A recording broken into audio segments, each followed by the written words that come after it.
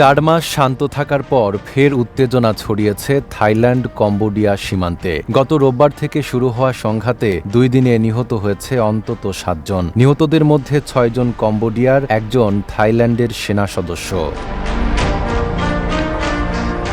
Cambodia জানায় সীমান্ত এলাকায় ছোড়া গোলায় বেসামরিক নাগরিকের প্রাণহানি ঘটেছে, যা নিয়ে দেশটির সরকারের তীব্র নিন্দা রয়েছে। অপরদিকে থাইল্যান্ড অভিযোগ করছে কম্বোডীয় বাহিনী স্থলে ভারী অস্ত্র মোতায়েন, পরিখা খনন ও জলসীমায় অনুপ্রবেশের মতো পদক্ষেপ নিয়ে তাদের সার্বভৌমত্বে হুমকি সৃষ্টি করছে। থাই নৌবাহিনী দাবি করেছে জলসীমায় কম্বোডীয় সেনা উপস্থিতি টের পেয়ে তাড়া করলে তারা পিছু হটতে বাধ্য হয়।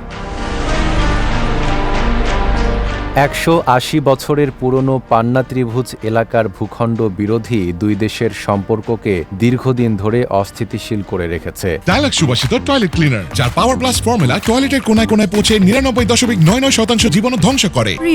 একসময় ফরাসি উপনিবেশ ছিল কম্বোডিয়া। সে সময় প্রকাশিত মানচিত্রে এলাকা কম্বোডিয়ার বলে দেখানোর পর থেকেই বিরোধ শুরু হয়। স্বাধীনতার পরও এলাকা নিজেদের নিয়ন্ত্রণে রাখে কম্বোডিয়া, যা থাইল্যান্ড মেনে নেয়নি।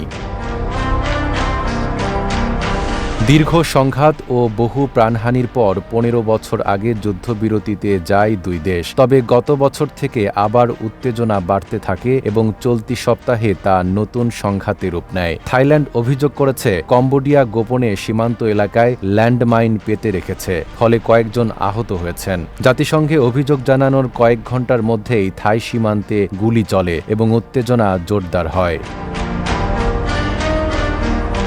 এ অবস্থায় সীমান্ত জুড়ে সামরিক উপস্থিতি বাড়িয়েছে 2 দেশই। পরিস্থিতি আরও খারাপের আশঙ্কায় সীমান্ত এলাকায় আতঙ্কে রয়েছে স্থানীয় মানুষ। নাইম আরাবি, ঢাকা পোস্ট।